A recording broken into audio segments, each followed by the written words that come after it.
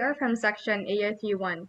They're your students from the BSIT program under the subject GE117, the Entrepreneurial Mind, with our instructor, Ma'am Cherry and Padullo. Our schedule is from Mondays and Thursdays from 7:30 a.m. to 9 a.m. And we are here to report about Chapter 3, Evaluating Entrepreneurial Opportunities.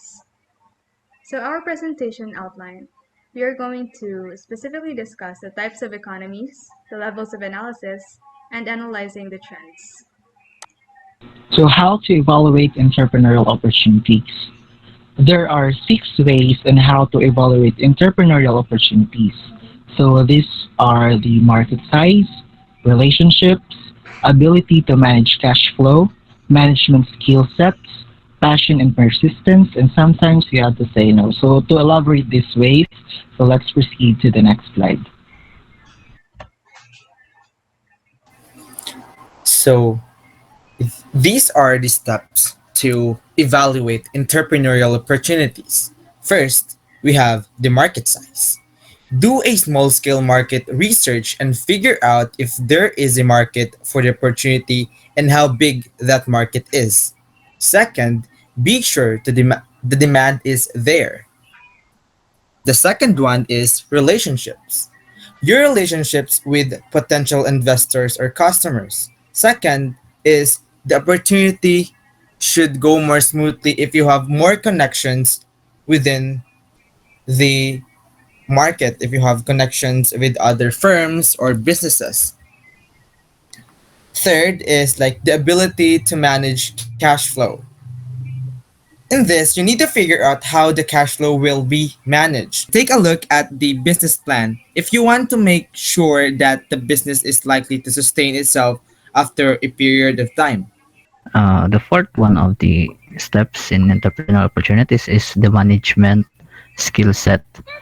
So, evaluating your business opportunity, you need to be honest about what you bring to the table and what you need to make up for.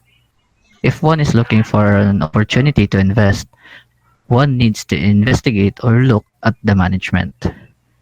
The fifth one is the passion and persistence. Will you push through even though things gets a little dark? It's crucial to have the resolve to carry out your plan if you've done your research and are confident in your team and your strategy. And then the last one is sometimes you have to say no. You must decide whether or not to proceed. Yes is not always the answer. Going through the exercise can help you make this decision more quickly before you waste time on the opportunities that aren't really opportunities. So the types of economies will be discussed by the following group. Bazaar type of economy. According to Dana et al., a bazaar type of economy is a social, cultural, and economic system in which the physical clustering of vendors facilitates the consumer's comparative information search by eliminating displacement time. In this type of economy, business is strongly affected by relationships and networks. Relationships and preferential treatment are integral to business. Consumers are not treated equally. Different people pay unlike prices. The price paid and the level of services provided is a function of status and relationships. And products and services are personalized and this leads to customer loyalty. So this is the type of economy what we see in a bazaar or locally known as a palenque. So when we go at a bazaar, we often observe the relationship between the vendor and the buyer deeply affect the prices of goods. The vendor tend to give the product at a lower price to the buyer when they know each other personally. So next is distinctive features of bazaar type economy. So bazaar type economy have several distinctive features. So we have here it is a way of life, a cultural and social system. This is where trading place, where many people met and interact. So although it is a mode for commercial activity, relationships and alliances are focus of the activities and not the financial transaction. And then the lowest price and the best quality are less important to purchasers because they often consider the vendor as a friend they wish to help and someone who will help them in return. So bazaar type economy focuses more on relationship between the vendor and the purchasers rather than the transactions that is happening between them. So next is buyers and sellers seeks to maintain long-term relationships with each other. So there is little or no concern with maximizing profits. And vendors do not consider other vendors to be rivals, and there is little interest or advantage in differentiating the products offered from those sold by others. So since you have these so-called suki or buyers who regularly purchase your goods, so rivalry between the other vendor is not that important in this type of economy. So next is clientelization is the tendency for repetitive purchasers to establish continuing relationship with particular sellers than go through the market with each occasions of need.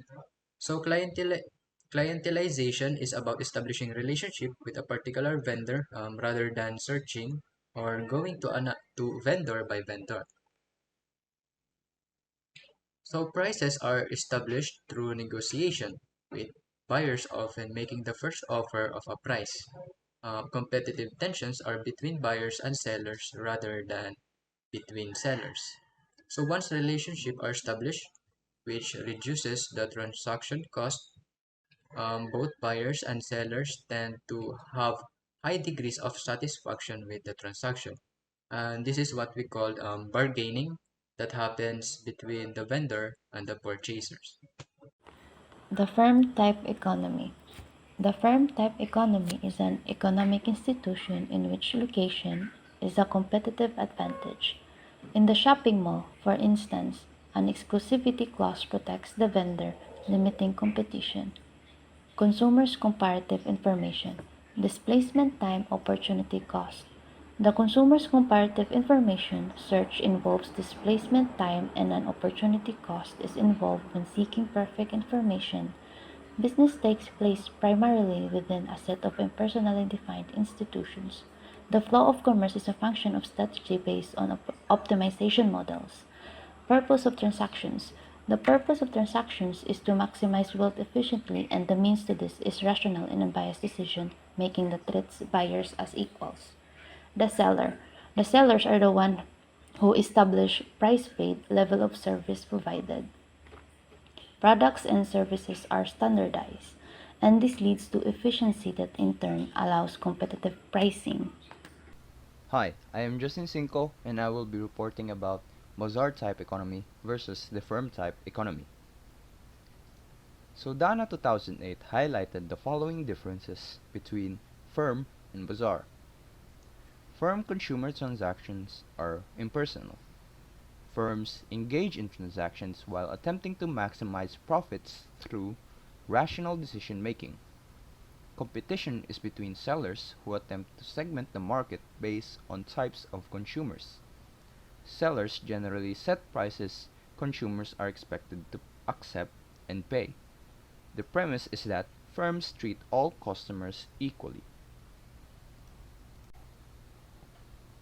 So here is a side-by-side differentiation of the bazaar type and firm type economies.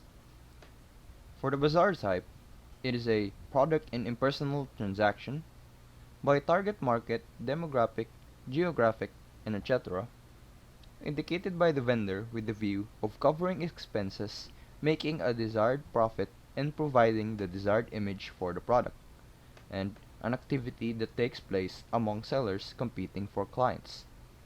For the firm type, it is a personal relationship by producer and the type of good being sold, negotiated, often starting off from an unreasonable price, either usually high from the vendor side or low from the buyer side. There is also a tension between the buyer and seller competing to influence price. So, hello, I am Dana Esplago, and I will be discussing the definition and a brief overview of the new economy. So, to define, by Dana and others, a new economy is a cultural and economic system in which the virtual clustering of vendors facilitates the consumer's comparative information search by eliminating displacement time. So, in some sense, what we mean by this is that the relationships between the business and consumers are important in the new economy. The rise of the new economy brought forth the how important it is between networking of the businesses and customers, and not only that, but the businesses between the businesses as well. So because of this, customers are not treated equally as they all pay different prices for services. This means that the prices that they have to pay for differ with how long or how familiar the business is with with the customer. So if they're really familiar with each other or they have been regulars in the business, they get privileges and benefits that irregular customers do not have. So the products and the services are customized because again, the prices of the customers vary with the relationship they have with the business. So internationalization is a function of multipolar networks involving special relationships. This means that with the rise of the new economy, businesses, especially small businesses, join with other small businesses to form alliances that would help them gain leverage in the market. And this kind of relationship that I mentioned being business to business is integral so that the businesses survive in the market. So there are currently developing norms in a new economy. There is unequal treatment of the consumers by the firms, which is what I mentioned earlier, and differentiation is less evident. Also, businesses focus on establishing relationship with consumers, thus the prices are customized, so you cannot see a fixed price for each customer. There is less competition between the former rivals that are cooperating through networks and global alliances. And because of the rise of the new economy, internet becomes a medium for transaction, which means that the search costs are reduced. Inventory handling is a lot better since it's online, and also the production costs. So, because of the rise of technologies, entrepreneurs developed in new economies are also reliant on technology for the networks or their networks. Okay, hello everyone. My name is Roderick Sigula, and I'm gonna discuss to you the another definition of new economy according to Wall Street Mojo. So, new economy refers to industries that use innovative and cutting-edge technologies that boost industrial production and economic growth. Different business sectors integrate products and services with technologies to form high growth, value added, and technology enabled industries. This means that technology has been integrated by the businesses to produce economic growth. So, in this sense, the web has become a hub for transactions between consumers and suppliers, which are clustered together, reducing the time involved for comparative shopping. The web allows entrepreneurs to globalize without the need to have several offices, and buyer and seller can negotiate on prices. So, to fully understand what is new economy, let's consider these two examples. We have the airline services and the e-commerce. So, first, um, passengers in an airline service can be classified as business and economy class. These passengers travel to the same destination but they receive different customer services. Passengers in a business class pay higher rates than the economy class but generally receive comfortable seat and bed, have access to priority lanes and better dining experience. Passengers in economy class pay lower rates but experience less comfortable seat and bed, longer wait times, and less extensive dining options. This clearly represents that customers are not treated equally as they all pay different prices for services. So we have another example. Um, Buying and selling online involve a good or service being traded for another good or service. One of the most popular e-commerce sites in the business industry are Alibaba, Amazon, Shopee, and Lazada. This allows for 24/7 accessibility making it easy for customers to access products or services anywhere and anytime. It helps you market your products and services and increases customer engagement. Nothing needs to be done by hand, reducing the likelihood of error and also reducing processing costs in the long run. So sharing economy. So an economic model based on sharing, swapping, trading, or renting products and services. It enables access over ownership. Also, it can be a good way for businesses to make their business model more efficient and reduce costs, making everyday life more affordable. So, sharing economy it is based on people exchanging goods and services for free or for money and is conventionally done online. Examples include ride sharing, short-term rentals, co-working, and grocery delivery services. So according to Matt Zler, Vader, and Katan, instead of buying and owning products, consumers are increasingly interested in leasing and sharing them. Companies can benefit from the trend towards collaborative consumption through creative new approaches to defining and distributing their offerings. Next, we have the examples to be discussed by Mr. Bagtong. So we will proceed now with the example of a sharing economy. So an example of a sharing economy diagram is the Airbnb, which is an innovative business that shifted the travel business industry. So Airbnb is a community-based online platform for listing and renting local homes. It connects hosts and travelers and facilitates the process of renting without owning any rooms itself. Moreover, it cultivates a sharing economy by allowing property owners to rent out private flats. Entrepreneurs are developing new methods for making unused or underused resources available to people who want them. This has formed the basis for the sharing economy. So there are 6 ways that companies could benefit by engaging in the sharing economy.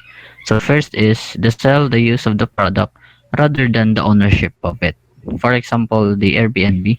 So instead of selling the rooms of the private owners, he or she just rent out the rooms to other customers.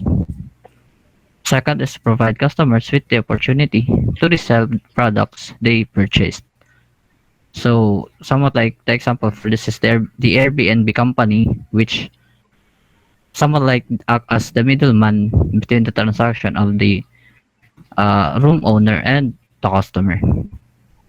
Third is by exploiting unused resources and capacities. Fourth, by providing repair and maintenance services.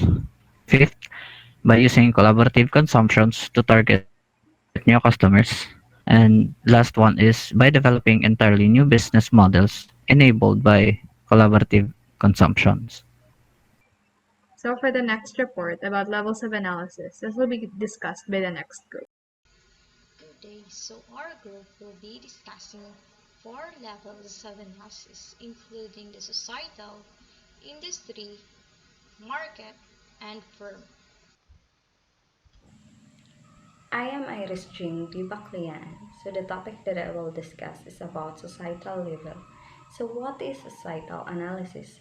It is the practice of systematically examining a social problem, issue or trend, often with the aim of prompting changes in the situation being analyzed. So in a business context, the example of social problems this include outsourcing jobs to another country, customer data privacy, and wasting energy.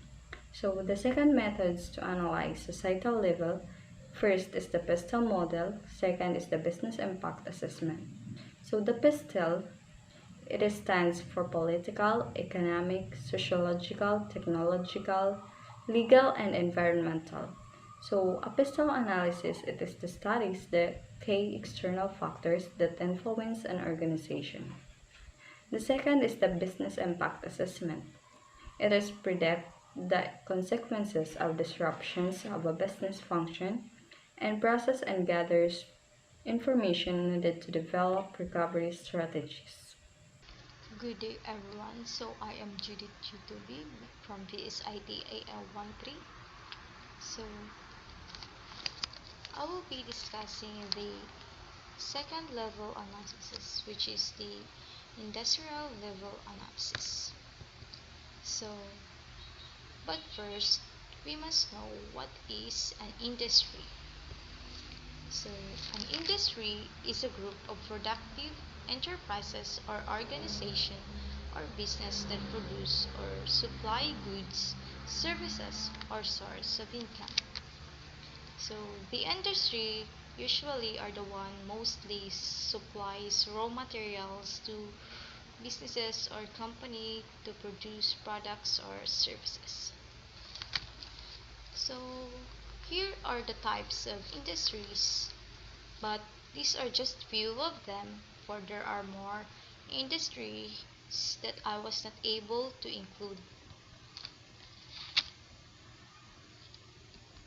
So the first is metal industry. So it is composed of iron, steel, and aluminum production, for it plays an important role in our economy, for it supplies different businesses raw materials to build buildings, houses, and establishment, etc. So the second is automotive industry. So it is a production of wholesaling, retailing, and maintenance of motor vehicle parts. Hospitality industry. So it refers to the variety of businesses and services linked to leisure and customer satisfaction. So one example of this is the hotels, motels business. So food industry is a business that supplies most of the food consumed by the world's population. An example is of business is restaurants. Agriculture industry is made of for production of crops for consumption purposes. Construction industry refers to the manufacturing and trade related to building, repairing, renovating, and maintaining infrastructures. Clothing industry. So it is all about businesses involved in designing, making, and selling garments. So the jewelry industry is a sector or business that involves the making, distribution, and repair of jewelry such as watches, rings, and necklaces, etc. So that's all for the types of industries. So let's come to the main point of this discussion. What is an industrial analysis? So an industrial analysis is a market assessment tool used by the business and entrepreneur to see how the company is compares to other in its industry. So an example is this is the fast food chain, which is the McDonald's and Jollibee. So they both belong to food industry, but how is the McDo compared to um, Jollibee? Is McDo has a or more customer, or Jollibee has more customer? So to identify this, we should have an industrial analysis. Doing the assessment will determine the opportunities and threats that exist in the industry within a competitive environment. So we will not only know if the other business is good. We always um, we will also know or we can also determine or identify the opportunities we could use and the threats that exist in the industry So, industrial analysis. So, in this level of analysis, it focuses on what sector of economy you are intended to operate. So we have an example of sector. So if in case you don't know what is a sector, so a sector or industry, it is the one produce raw materials. For example of this is metal industry that I have mentioned earlier and the types of industries. So the analysis is conducted on this level to avoid threats. So earlier I have discussed that we doing the assessment we can determine the threats that can exist in the industry. So these are the three methods to assess and analyze industries. So I will not discussing these three methods, but you can use these three methods in assessing and analyzing industries. So the first is the Porter's five forces model, and the second is broad factor analysis or the pest analysis. So it is a framework for analyzing the external environment. So the third is the SWOT analysis, aka the strength, weaknesses, opportunities, or threats. You can use one of these in making an industrial analysis. So later on, other reporters will discuss this one methods of analysis. So how to conduct an industry analysis. So I have here a five steps in how to conduct an industrial analysis. The first one is conduct background research. So it covers the detailed background research about the industry and the competitors to understand the market. The second step was to collect data. So collecting data helps to answer questions about the industry and competitors. We also need to conduct an industry analysis of competitors so we can have a greater performance or income or profit um, to other competitors. So the third is analyze the data. So we make use of methods to analyze data. So I have mentioned three methods there to analyze such data. The fourth is to write an analysis. So in writing analysis, we have five parts. It should have an introduction, aim, data, analysis, and summary. So in introduction, you must include the overview of industry, competitors, and information you gathered in the research or step or process. The next part of writing analysis is purpose of the analysis. I'm sorry. So the next part of writing analysis is data. So the data collected must be presented in charts or graphs so it has a better presentation. The next part of writing analysis is analysis. So these are the report of findings.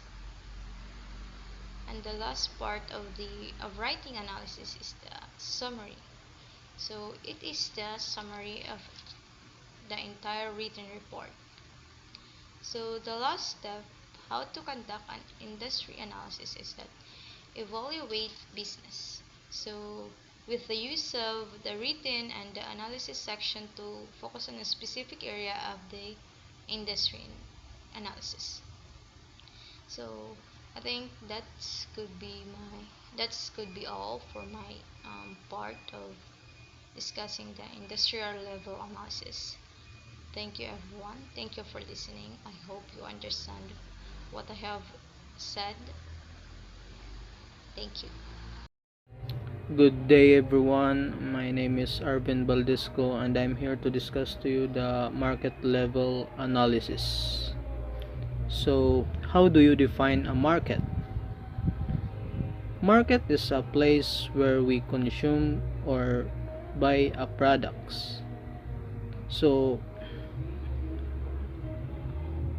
as we go deeper, a market is a place where buyers and sellers can meet to facilitate the exchange or transactions of goods and services.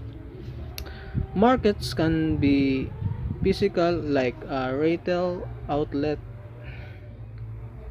or a virtual, like an e-retailer. Other examples include illegal markets, auction market, financial market. So, moving on, in market level, at the market level, you can use a tool to generate information about the part of the industry in which your business will compete. So, this tool might be in the form of a set of questions designed to uncover information that you need to know to help develop plans to improve the success of your proposed venture. So, what is a market analysis? So, a thorough assessment of a market within a specific industry, you will study the dynamics of your market, such as volume and value, potential customer segments, buying patterns, competition, and other important factors. In a market level analysis, they use a measurement of the degree to which a particular product or service has penetrated the marketplace. So, on a thorough marketing analysis should answer the following questions. Who are my potential customers? This means that you need to know the customer you will be serving in your product. Next is, what are my customers' buying habits? So you need to include the buying habits of the customers. Next is, how large is my target market? So in a business, you need to know your population. You need to know the population of the target market. Next is, how much are customers willing to pay for my product? So you need to consider the budget of your customers. Next is, who are my main competitors? In business industry, there are always competitors, so that you need to know them also in order to improve your own business. What are my competitors and strengths and weaknesses?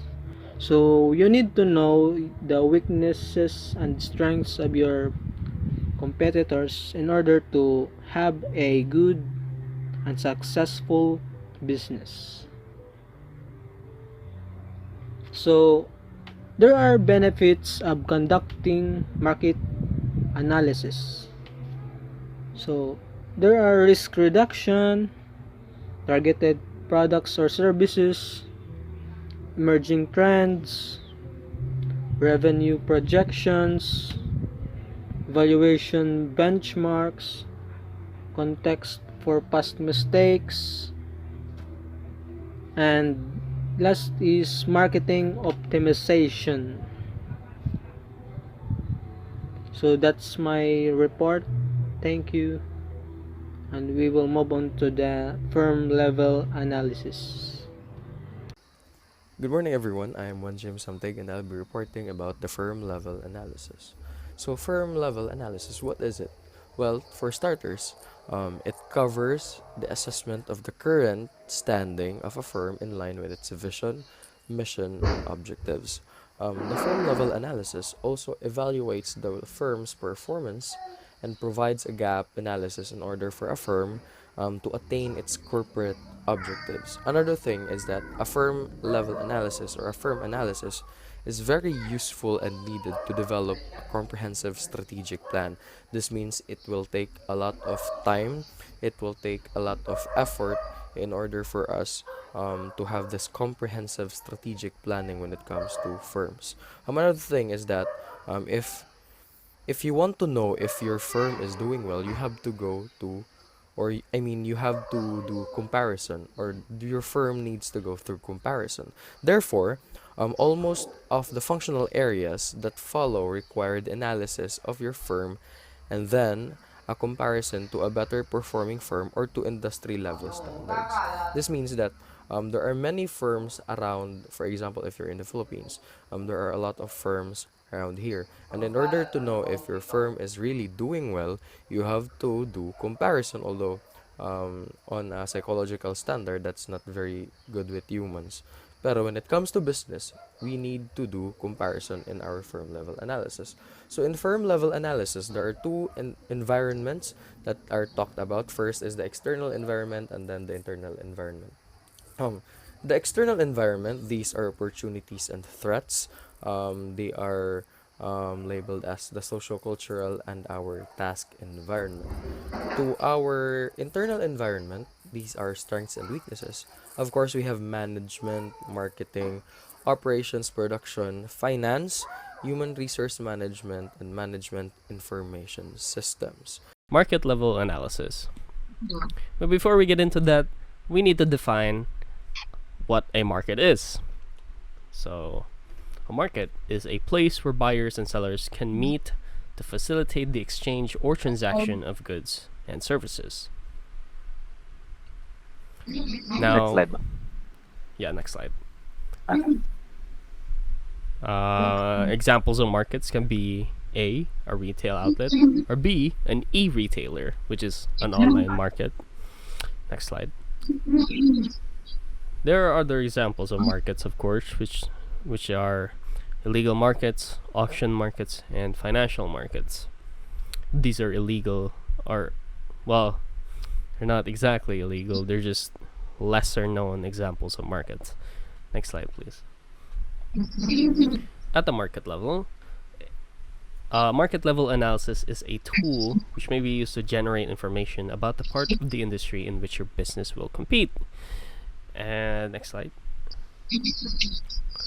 What is market analysis? Market analysis is a thorough assessment of a market within a specific industry. You will study the dynamics of your market, such as volume and value, potential customer segments, buying patterns, competition, and other important factors. A thorough marketing analysis should answer the following questions. Number 1, who are my potential customers? Number 2, what are my customers' buying habits? Number 3, how large is my target market? Number 4, how much are customers willing to pay for my product? Number 5, who are my main competitors? Number 6, what are my competitors' strengths and weaknesses? We will now go over to Mr. Ryan Arenal to explain more in depth regarding market analysis. So, benefits of conducting market analysis. So, a market analysis can reduce risk, identify emerging trends, and help project revenue. So, you can use a marketing analysis at several stages of your business, and it can be beneficial to conduct one every year to keep up to date with any major changes in the market. So, these are some major benefits of conducting a market analysis.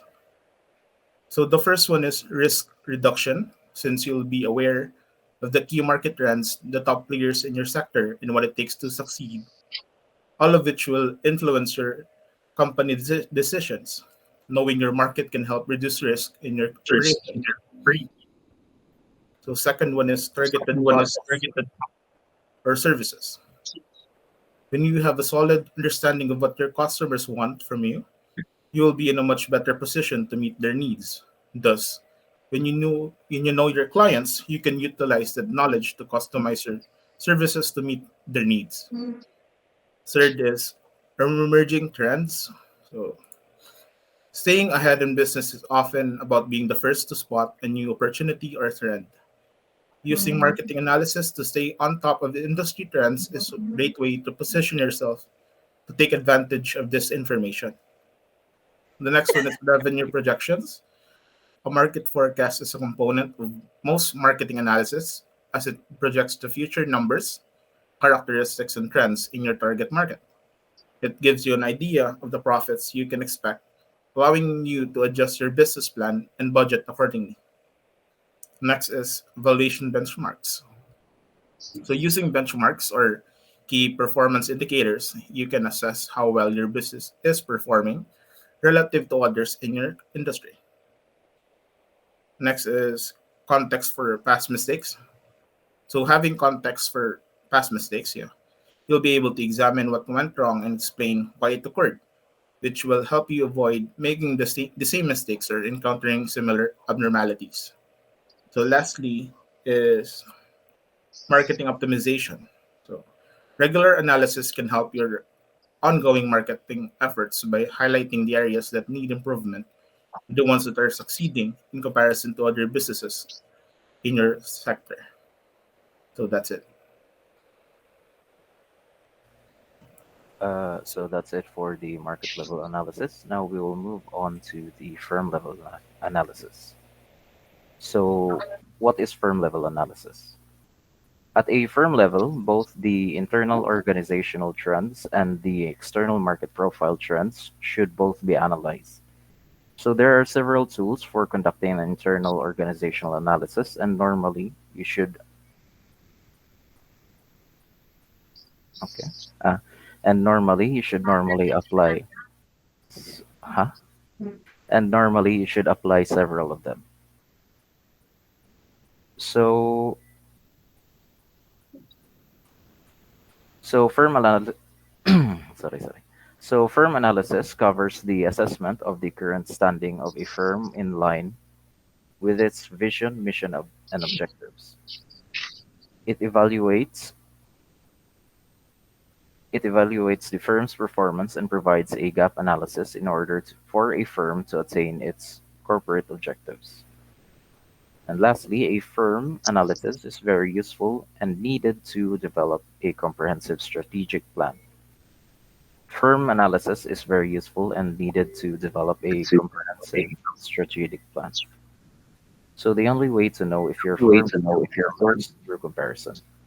Therefore, almost all of the functional areas that follow require the analysis of your firm and then a comparison to a better performing firm or to industry standards. Moving on to the next slide, we have external environment, which means opportunities and threats. So first we have social. So, so, uh, so what general environmental factors among the socio-cultural, economic, politi- political, legal, and technological forces are currently affecting both the firm and the industry in which it competes? So which present, current, or future threats or opportunities are important to your firm? Next, we have task environment. So which of the five forces in the immediate environment are currently affecting the level of competitive intensity within the industry? Which present, current, or future threats or opportunities are important to your firm? So next we have internal environments in which Mr. Rommel will explain. Internal environment means strengths and weaknesses of your firm. The only way to know if your firm is doing well is through comparison. Therefore, almost all of the functional areas that follow require the analysis of your firm and then a comparison to a better performing firm or to industry standards. There are six different elements or functions that determine the core competence of a firm that can be utilized and built on to establish a competitive advantage.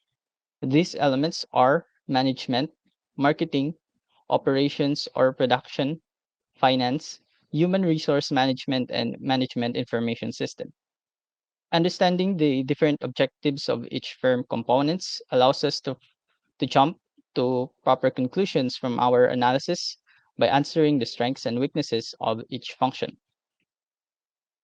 So, management. In order to achieve the company's objectives, management involves effectively managing corporate tasks or operations. Making effective use of the resources at their disposal, management develops organizational strategy in collaboration or in conjunction with the staff's efforts. From another context, management also refers to a seniority over structure or staff members inside an organization. A set of skills including strong planning, communication, organization, and leadership are necessary for effective management. The overall objective of management function is to ensure the long-term survival of the firm within its competitive environment. So, to begin your analysis, you begin with your assessment of how management has addressed this objective. Next is the marketing. Any actions made by a company to promote and influence trends for for a certain good or service are referred to as marketing. Examples include advertising, selling, and delivering goods to customers or other businesses. The main goal of marketing is to attract the target audience to acknowledge the product or service that is being offered. However, the overall objective of the marketing function is to maximize market share. Market share is the portion of a market controlled or earned by a particular company or product in an industry. Let's say, for example, in an internet provider industry, PLDT has 15 shares for the year 2022 of that particular industry. So to begin your analysis, you ask the question again how the firm is achieving this objective. We have to make sure that we can provide a graph of market share change over time compared to another firm or the industry. Another question would be what is the market share change of the firm in relation to market growth? When you answer this question, we should remember that um uh, you should remember to use ratios and not raw numbers. Next is how well is the corporation performing in terms of marketing position and marketing mix? You answer this by comparing the 4 P's for a better performing firm. What are these 4 P's you say? It includes product, pricing, location, and promotion. The next component is operations or production. Operations or production refers to the everyday business duties that must be continuously performed in order to meet quotas, generate profit, and increase the enterprise's value. The objective of the operations function is to increase productivity from these duties. You have to answer the questions like are they achieving the again, are they achieving the objective? Or how are they achieving the objective? Which also refers to the functional area where you can best evaluate whether your firm is following the logic of reinvesting in itself. With this in mind, operations or production can then be optimized to aim the goal of producing enough income to pay for costs and turn a profit for the company's owners. Next is the finance. Finance refers to the funds that are used for investing, making purchases, or by just doing regular business activity. One source of funding comes from financial organizations like banks that lend money to businesses so they may buy things that are beyond of their immediate budget's grasp. This is essential for them to fulfill company objectives. The objective of the finance function is to maximize shareholder wealth. When answering the question how they are achieving the objective, we should use the total returns to investors over time as the basis for measure. The last two components, for the rest of function or elements, they can be optional on a firm analysis as they become unnecessary or unapplicable from one type of business to another. Human resource management also commonly referred to as human resource or HR, is the practice of managing human resources as a business asset. The objective is to maximize return on investment while minimizing the risk and making optimal use of personnel as assets. The HR department of a company, for example, is in charge of creating, enforcing, and monitoring the regulations that control the employee of the company and the established working relationships between the two. If the business requires unions like trade unions, then your analysis is also concerned or must include the HRM function of the organization. Last is the management information systems. A management information systems or MIS is a system that serves as the backbone of organizations' operations, which gathers, stores, and analyzes data that is readily accessible to managers, usually in the form of reports. Its goal is to enhance and support a firm's decision-making process by providing correct information on a range of business assets such as inventories, stock, project timelines, etc. In this component, you ask the question like, is your firm having problems with its management information system? However, sometimes dealing with these issues or problems and looking for any clues can be simply resolved by reading articles online. So if no problem is noted in the MIS, you do not have to include this section in your analysis. Good morning, everyone. Today, we're going to discuss about analyzing the trends. So, trend analysis. Next slide. What is trend analysis? Next slide. Analyst uh, is an analyst of a trend of a company by comparing its financial statements to analyze the trends of a market or analyze the future based on the past performance results. And it is an attempt to make the best decision based on the results of the analysis done. Next slide.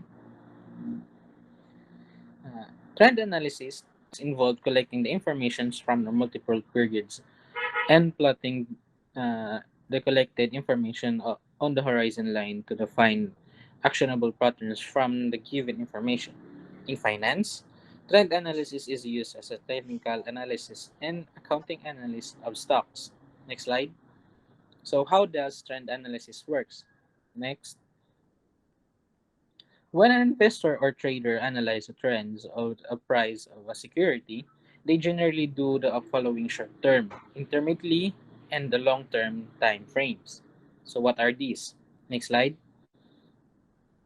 So, short term is less than a month, intermediate is at 1 to 3 months, long term is 1 year or longer. For individual investors, a good rule of thumb for trend frames are short terms, intermediate, and long term. Next slide. So, moving on to the types of trends. Number one is uptrend, two is downtrend, three is a sideways or horizontal trends. Next, uptrend. An uptrend or a bull market is a financial market and assets. As with the border economy level to move upward and keep increasing prices of the stock for or assets or even the size of the economy over the period. It is a blooming time where jobs are getting created. The economy moves into a positive market, settlements in the markets are favorable, and the investment cycles has started. Next, downtrends. A downtrend or a bear market is a financial market and assets prices. As with the border economy level moves downwards, the prices of the stocks or assets or even the size of the economy keep decreasing over time. Jobs are lost, assets prices starts declining, settlements in the markets are not favorable for future investments, and investors run for the haven of the investment. So, next are the sideways or horizontal trends. A sideways or horizontal trends means that the asset prices or share prices, as with the border economy level, are not moving in any direction. They are moving sideways, up or sometimes then down, or sometimes the direction of the trends cannot be decided. It is a trend where investors are worried about their investments, and the government is trying to push the economy in upward trend. Generally, the sideways or horizontal trends is consistently risky because when sentiments will be turned against cannot be predicted. Hence, investors try to keep away in such situations. Next, so trends and analysis, types of trends and analysis. My uh, group members are gonna discuss this. Okay. There are four types of trend analysis. First is moving averages. Second is trading volume, support resistance lines, and the last is chart price pattern. Moving averages. A simple moving average line equals to the sum of all the price of a stock over a given time divided by the time frame. Some standard moving average time frame are 20 to 50 and 200 days. Trading volume. Investor will use trading volume to indicate how much activity is happening behind a price trend. Trading volume measure how many shares are traded during a defined period. And some investors look for relationship between trading volume and share price to make their investing decisions. Support resistance lines. A support line represents a stock price low maintained over a defined time frame, while a resistance line represents a stock price high maintained over a defined time frame.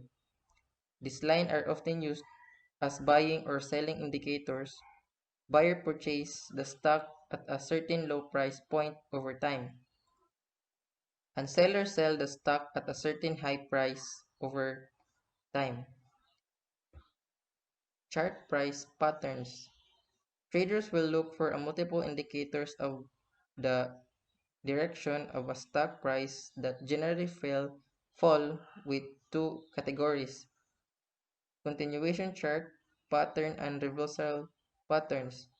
Continuation chart patterns indicate that the price will continue its current trend, and reversal patterns indicate that the price will change its trend's direction. Typic- Typical example chart patterns include head and shoulder, triangle, rectangle, wedge, and double top. What is the use of trend analysis? So one is accounting analysis, there's two technical analysis. Accounting analysis. The trend analysis in accounting is essential for examining the financial statement for inaccuracies to see whether certain heads should be adjusted for the conclusion is drawn for the financial statements. Technical analysis. An investor can create his trend line from the historical stock price, and he can use his information to predict the future movement of the stock price. The trend can be associated with the given information. Cause and effect relationship must be studied before concluding the trend analysis. Example of trend analysis. Example of trend analysis. Examining sales pattern to see if sales are declining because of specific customer or products or sale regions. Examining expenses report claims for proof of fraudulent claims. Examining expenses line items to find out if there are any unusual expenditures in a reporting period that requires further investigation. Forecast revenue and expenses line items into the future for budgeting for estimating future results. Next one is the level of analysis and examples of tools appropriate in each level. Good day, everyone. I am Mary Joy A. Caballero from AI 31. Now, I am going to discuss the levels of analysis and examples of tools that appropriate in each level. So, in pistol model, PISTEL stands for P. Political factors, E. Economic factors, S. Social factors, T. Technological factors, E. For environmental factors, and L for illegal factors.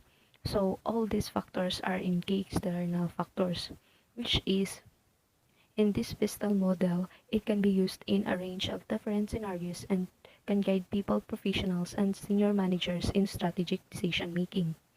So, in political factors, it talks about the politics like its government policy, political stability, tax policy, or and etc. In economic factors naman, those are related in the exchange rate, interest, inflation, and economic growth. Then, in social factors, what would be the population characteristics, the changes in demand, the health consciousness, and the age distribution. In technological factors, of course, it is related to the technology. What would be the level of innovation that is used, the new processes of the products, the technological incentives, and the technological awareness also. Then the environmental factors, it defines also the weather or condition of the environment, the climate, as I've said earlier, and the weather. Then also the legal factors, those are the laws or rules implemented of the businesses, like what would be the labor laws, health and safety laws, and etc. So let's proceed to the Porter's five forces model. It is used to analyze the industry by considering competitive rivalry between firms in the industry, threat of new entrants to the industry, threat of the substitutes, suppliers' power, and the buyer power. So in Porter's five forces model, so those five forces, they are the buyer of the entry or exist, cost, the threat of the substitutes, access to the market or new entrants, the intensity of the competitive landscape, and the level of the supplier power. Meaning, this model it helps the manager and analyst understand the competitive landscape that a company faces and to understand how company is positioned within it. So next, the market profile analysis used to analyze the proposed position within the industry. So it means that in market profile, this would be a chart form. It displays the information in a market activity, the combining prices, the volume, and the time frame information on a single chart. Also, next is the SWOT analysis. So SWOT stands for the strengths, weaknesses, opportunities, and the threats. So it says that it take advantage of the opportunities, overcome or minimize threats. So meaning in a business, SWOT is included. It used to help a person or organization to identify what are the threats or weaknesses, the opportunities, and also the threats related to business competition or project planning. So next is the different levels of analysis. So it used an appropriate tool like the PESTEL model to assess both the current situation and likely changes as they affect you. So there are four levels that are mentioned by Lee E. Swanson. So which are to analyze social level, which is the appropriate tool of this is the PESTEL model.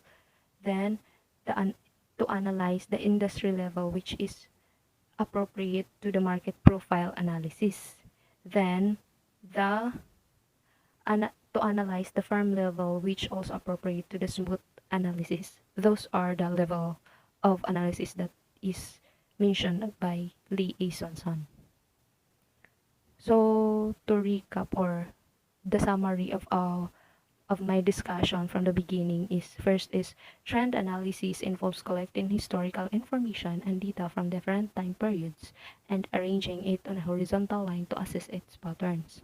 Second, trend analysis can provide key businesses information regarding sales performance, demand, forecasts, and spending.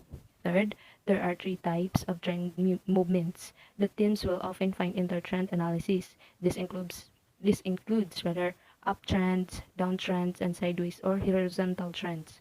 And then lastly, most commonly, organizations will analyze trends for financial analysis and investment purposes. So that would be all my discussion. Thank you. Hello everyone, my name is John Michael Libiaco. I'm from EA31. Pistol analysis. Pistol model. Pistol models is a concept in marketing principle.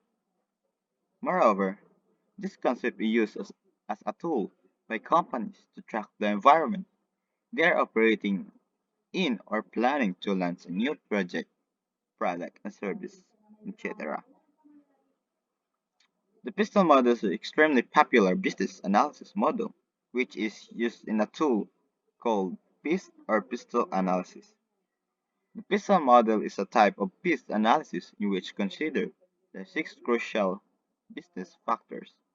The six categories are political, economic, sociocultural, technological, and environmental, and the last one is legal. The six pistol factors is political. The political factors affecting a business include trade policies, work, workforce regulations, and various other government legislations. If you want your business to stay with the bounds of the law, these political factors are seriously important. Economic. The economic factors affecting a business refer to the economy in which it operates. Individual factors include gross domestic product, a measure of the values of goods and service exchange in a country, exchange rates, and inflation. Economic factors affect all short business, but they are most important for financial ones. The social cultural. The social cultural factors affecting business, sometimes just social factors, relate, relate to the society and culture in a given area, especially in how that can affect business. Through two great examples of social cultural factors are consumer spending in some areas. Consumer spends more or less more than in others, and demographics like population, intensity breakdowns, and gender prevalence. Technological. The technological factors affecting a business include the rise of new technologies such as robotics, as well as prevalence of infrastructures for slightly or older ones. Particular importance is technological factors include internet access, cell phone prominence, and automation. Environmental. The environmental factors affecting a business are more significant than ever. Consider that two were working on planet Earth. Many environmental factors are somehow related to global warming, such as climate change, pollution, and supply of natural resources. The last one is legal. The legal factors affecting a business very often very often overlap the political factors. Nevertheless, they make epistle acronyms easier to read, and so they are worth mentioning. These include trade, consumer, and copyright laws, which is usually related to the political decision. Conclusions. It takes into account all the political, economic, sociocultural, technological, environmental, and the legal factors affecting a business, and thus gives powerful insight into the surroundings business environment. If you conduct puzzle analysis early on, you can be sure you won't make too many bad decisions and your business strategy will be pretty well optimized. However, like with planting trees, it's never too late to refer the pistol model. Even if you have an existing business model, you can and you should regularly conduct pistol analysis to see how the market has changed and whether you're still taking the optimal approach. For large firms with plenty of resources, pistol analysis should really be used on annual basis since there's nothing to lose. For smaller organizations, it should surface to use pistol analysis once every few years. Good morning, everyone.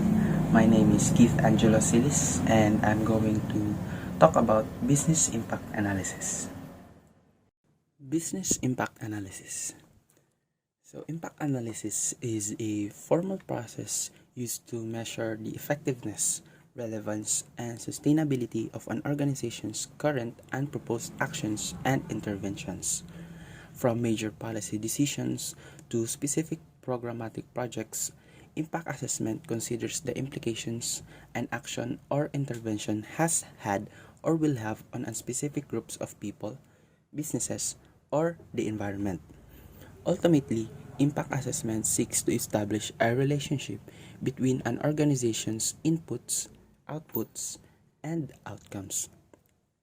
So basically, it is just a tool in order to measure the positive and negative effects of a planned action, whether it is a major policy decision or a specific projects.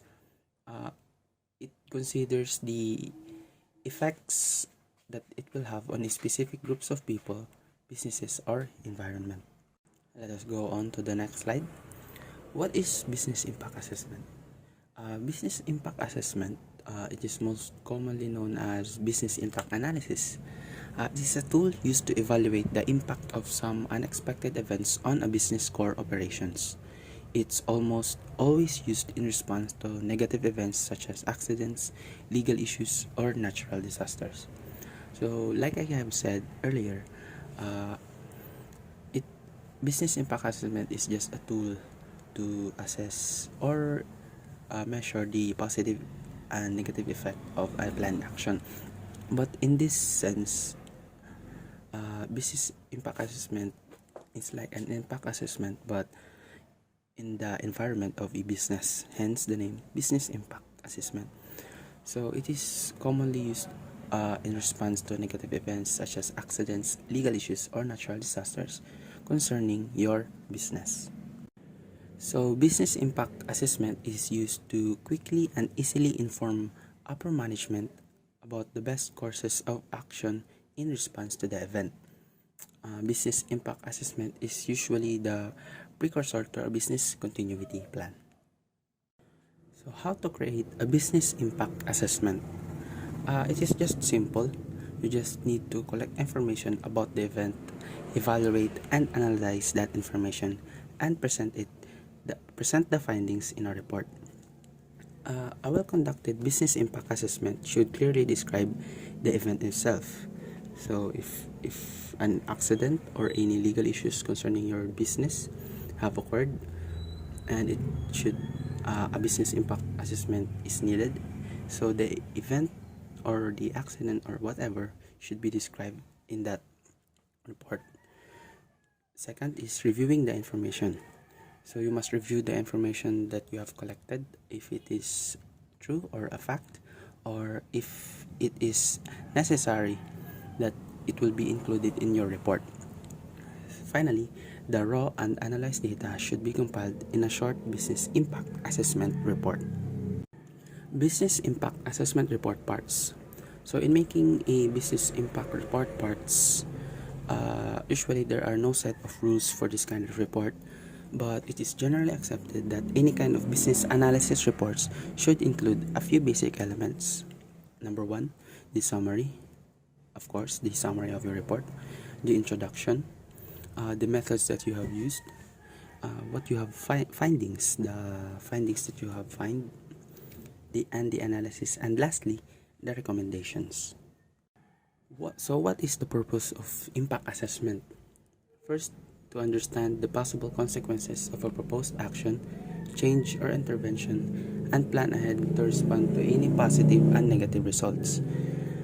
Encourage accountability to stakeholders, including shareholders, employees, donors, partners, customers, volunteers, and beneficiaries. Third, identify necessary procedures and methods for future policy, planning, and project cycles. And lastly, make environmentally, socially, and economically sustainable decisions for organizational growth and development. So, in impact assessment, we need to assess the impacts of these trends in our journey. So do the trends uncover opportunities and threats?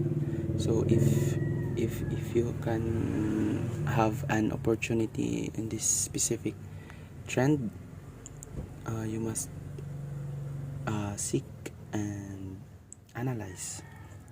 So can opportunities be capitalized on? Can problems be mitigated? And can the venture be sustained? So you need to ask these questions when you assess impacts, when you assess the trends and its impacts on your business. So conclusion, business impact assessment is a tool used to evaluate the effects of an unexpected event on a business. It's usually used in response to negative events such as natural disasters and informs the business on whether it is necessary to create a business continuity plan. The report for a business impact assessment has no structure, but should at least include a summary, findings, and some analysis. Importantly, the report should be created by an individual knowledgeable on the operation of the business. Firm level analysis. So, what is firm analysis? Firm analysis covers the assessment of the current standing of a firm in line with its vision, mission, and objectives. Evaluates the firm's performance and provides a gap analysis in order for a firm to attain its corporate objectives. Firm analysis. A firm analysis is very useful and needed to develop a comprehensive strategic plan.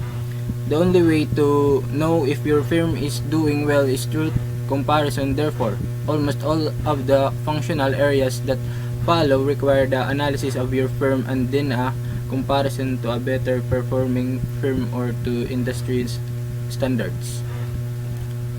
Firm analysis. External environment, opportunities and threats. Sociocultural, task environment. Internal environment, strength and weakness, management, marketing, operation, production, finance, human resources, management information system.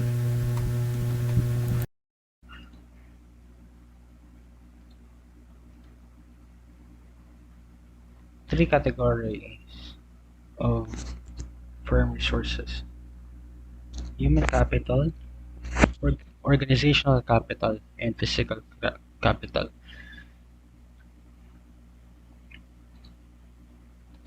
So these are the firm resources: human capital, education, employee training, manager's judgment, industry knowledge, experience, and health. Organizational capital, patents, brands, hierarchies, coordinating systems, internal and external relationships, and culture. Machinery, physical capital, machinery, operating plants, factories, equipments, and technology. So, human capital. Human capital resources includes employee training and development, individual managers' judgment, experience, and industry knowledge or insights. Organizational capital resources includes a firm's internal reporting structure, formal and informal planning, controlling and coordinating systems, as well as both internal and external relationship. So, physical capital resources can refer to the physical technology and company uses, operating plants, factories, and equipments. It can also include an organizational geographic location as well as its access to specific raw materials. Now, clearly, not all firm resources are going to have a positive strategic impact on your business. In fact, some may even hinder it. But by conducting a VRIO analysis, you will be able to uncover which firm resources allow you to deploy a unique value creating strategy not used or duplicatable by your competitors.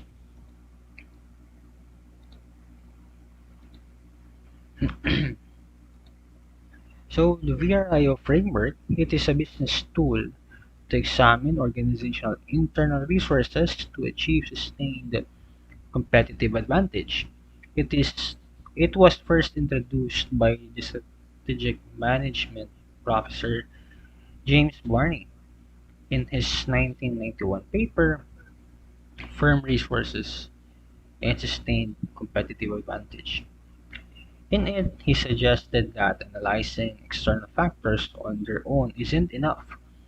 To truly seek out sustained competitive advantage, businesses must also take a resource-based view or RBV and analyze the internal frame resources. Before we can move to the VRIO framework, I think it would be helpful to quickly define what Barney means by firm resources.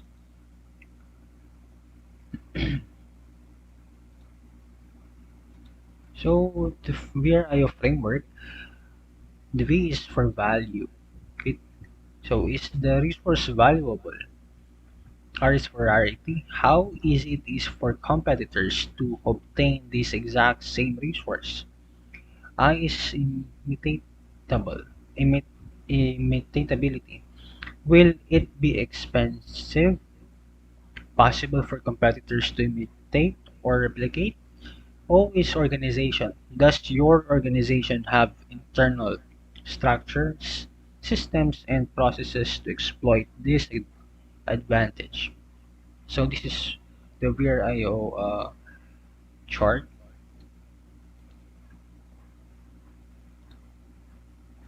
So in valuable, competitive disadvantage, no. Competitive parity is yes. Temporary competitive advantage is yes. Used competitive advantage is yes. And sustainable competitive advantage is yes. In rare, there is no competitive disadvantage. Competitive part, parity is no. Temporary competitive advantage is yes. Use competitive advantage, yes. Sustainable competitive advantage is yes. Immit- Imitable. Uh, Competitive disadvantage, there is none. Competitive parity is none. Temporary competitive advantage is no. Unused competitive advantage is yes. Sustainability competitive advantage is yes. Organization only unused competitive advantage is no, and sustainable sustainable competitive advantage is yes. How to use the VRIO framework. There are four-step process. 1. Identify resources. 2. Conduct VRIO analysis. 3. Protect resources. And 4. Biannual resources. Step number 1. Identify resources. A great place to start combining through your internal resources is a value chain. A value chain analysis study the entire series of activities and resources to turn raw materials into a customer-facing product, uncovering how and where along the chain value can added. Value chain analysis. Step 2. Conduct VRIO analysis. To guide your decision process, try asking yourself of some following question. Value. Are your employees extremely proficient in their particular areas of expertise? Does your management team have an insight on the latest industry trends? Do you own any exclusive distribution channels? Do you have a strong brand recognize your brand? What are your strengths over your rivals? Rare. Do you have access to scarce raw materials? How easy is for you to for competitors to obtain these resources? Is it easily found in the industry marketplace? How many of your competitors currently have access to your resource? Is your CEO considered a thought leader within your industry? Immutability. Is their resource easily duplicated? Can it be substituted for something else? Is it patent protected? Would be difficult for competitors to adapt your internal process? Or how long would it take them to adapt? Organization. Is your company is in position to exploit a sustained competitive advantage? If not, what needs to be changed? Are employees rewarded for adapting to or implementing change? How long will adaptation process take? Is it the internal company hierarchy structure flexible enough? Step 3 process protect resources. These are your golden leads.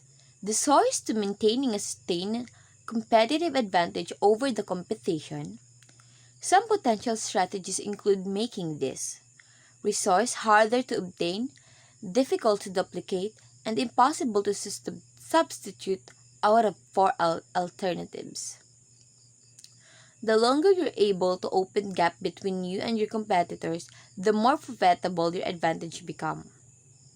Step 4. Biannual review.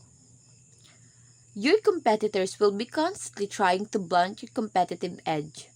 They may have successfully duplicated or substitute some of your key resources. It is recommended that you take a breeze through this at least once every 6 months. This way, you should be able to sustain that competitive advantage for as long as possible. VRIO analysis Starbucks. During a study by Jennifer Azarian, Christine Kennedy, and Colin Steele, they conducted a VRIO analysis on 3 Starbucks firm resources. Number 1 is a strong global presence, 2 is specialty coffees, and 3 upscales and cozy atmosphere. Here is a VRIO analysis Starbucks.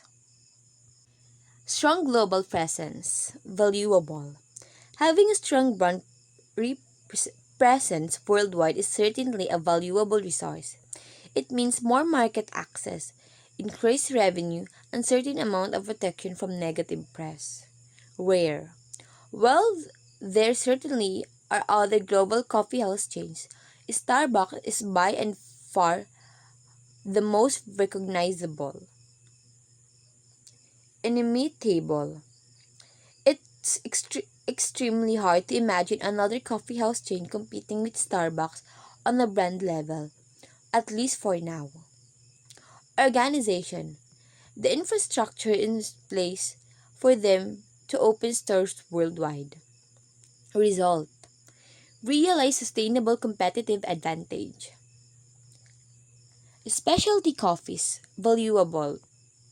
One of the Starbucks big draws is the wide variety of sweet, sugar variants they offer. It's most definitely one of their valuable resources. Rare. You'd be hard pressed to say this type of drinks are rare though. Almost of the coffee house chains and local chefs often this type of specialty drinks. Inimitable. Other coffee house chains are already making similar specialty drinks. Organization. Starbucks is continually changing its menu, taking full advantage of the resources. End result. Realize competitive parity.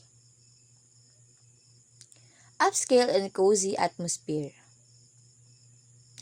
Valuable. Ever since Howard Schultz buying trip to Milan in 1983, Starbucks want to change how Americans perceive coffee, turning into an experience rather than morning commodity. Rare. For the time being, it's remained the only large coffee house chain to live and die by the in-the-store experience they provide. However, competitors such as Costa Coffee are hot on their heels. Inevitable. It wouldn't be difficult for other coffee house chains to change their interior decor to try and match the Starbucks ambience. Organization. It's a core part of the brand identity, and the company has been built around this concept since mid to late 80s. Result. Realize the temporary competitive advantage. Here are the VRIO analysis template.